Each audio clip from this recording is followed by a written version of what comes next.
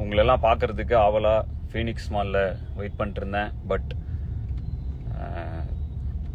தவிர்க்க முடியாத காரணங்களால், அதாவது பாதுகாப்பு காரணங்கள் கருதி காவல்துறை வந்து இந்த ஷோவை கால் ஆஃப் பண்ணுறதுக்கு அறிவுறுத்தினால ஒரு கட்டுக்கடங்காத கூட்டம், போக்குவரத்து நெரிசல் இல்லாமல் ரொம்ப ஆசையாக இருந்தேன். ரொம்ப ஆசையாக வெயிட் பண்ணிக்கிட்டு இருந்தேன். நடிகர் தானே சிஎம்மாக இருக்கிறாரு. இன்னைக்கு பார்க்க போனீங்கன்னா சினித்துறையில் எல்லோருக்கும் ஒரு பெரிய பலம் வந்துடுச்சு. எங்கள் முதலமைச்சர் எங்கள் கூட இருந்தவர் ஏன் சார் ஒரு இலவசமாக ஒரு நிகழ்ச்சி, ஒரு படத்துடைய பாடல் வெளியிட்டு இலவசமாக பண்ணும்போது புரிஞ்சிக்க வேண்டாம். இன்றைக்கி தமிழ்நாடு எந்த அளவு பார்க்கணும் நடிகருடைய மோகத்தில் இளைஞர்கள் அடிபட்டு இருக்கிறாங்க. இன்றைக்கி ரீல்ஸில் அடிமைப்பட்டு கிடக்கிறாங்க.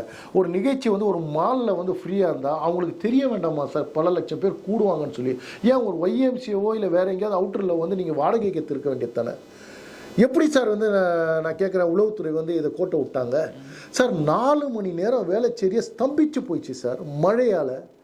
ஏற்கனவே ஞாயிற்றுக்கிழமை அன்றைக்கி உங்களுக்கே தெரியும், சாதாரணமாக ஒரு மாலில் பார்ப்போன்னா அடிக்கிற வெயிலுக்கு மக்கள் அங்கே போய் போகிற இடத்துல நீ ஒரு நிகழ்ச்சியை அங்கே ஏற்பாடு பண்ணி கூட்டத்தை காட்டுறதுக்காக, தன்னுடைய விளம்பரப்படுத்துறதுக்காக சுயநலத்தோடு அவர் அவர் யார் மியூசியம் முழுக்கில் ஹிப்ஹாப் தமிழை நடத்துகிறாங்கன்னா அப்போ யார் கொடுத்த பர்மிஷன் சார்?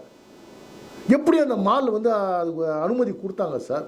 இப்போ நான் கேட்குறேன், இதே ஒரு கரூர் சம்பவம் மாதிரி 40 பேர் அந்த இடத்துல 400 பேர் செத்துருந்தா என்ன சார் பண்ணியிருப்பாங்க அந்த வளாகத்துக்குள்ளார?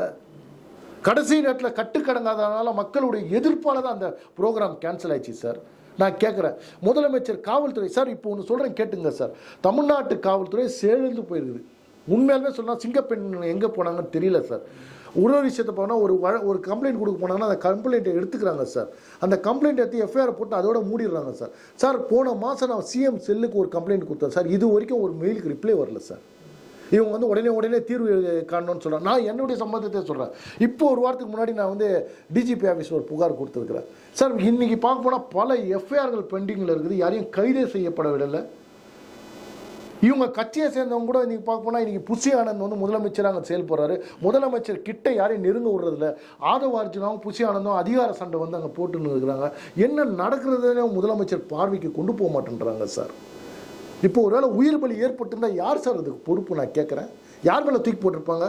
டக்குன்னு மாலில் இருக்கிறவங்க தகவல் தெரிவிக்காமல் அவங்க தான் அனுமதி கொடுத்தாங்க, அவங்க மேலே பழியை போட்டு இவங்க தப்பிக்கிறதுக்கு வழியை பார்ப்பாங்க சார். தமிழ்நாட்டு காவல்துறை நான் ஒத்துமொட்டமாக சொல்ல, ஆனால் உண்மையிலுமே சொல்ல போனால் சிறப்பாக இருக்குதுன்னு சொல்லி நீங்கள் ரீல்ஸ் போடுறதும் என்ன சொல்கிறது ஃபேஸ்புக்லேயும் இன்ஸ்டாலேயும் போடுறது வச்சு மக்கள் நம்புறீங்க. ஆனால் உண்மையிலுமே சொல்கிற மக்களே, இந்த 3 மாத ஆட்சி அவல நிலை ஆட்சி, பாதுகாப்பு இல்லாமல் இருக்கிறாங்க.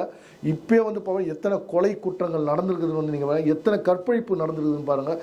போதை கலாச்சாரம் இன்னைக்கு தலைவிரித்து ஆடுது. எதுக்கும் இந்த முதலமைச்சர் நடவடிக்கை எடுக்கல. இது உண்மை.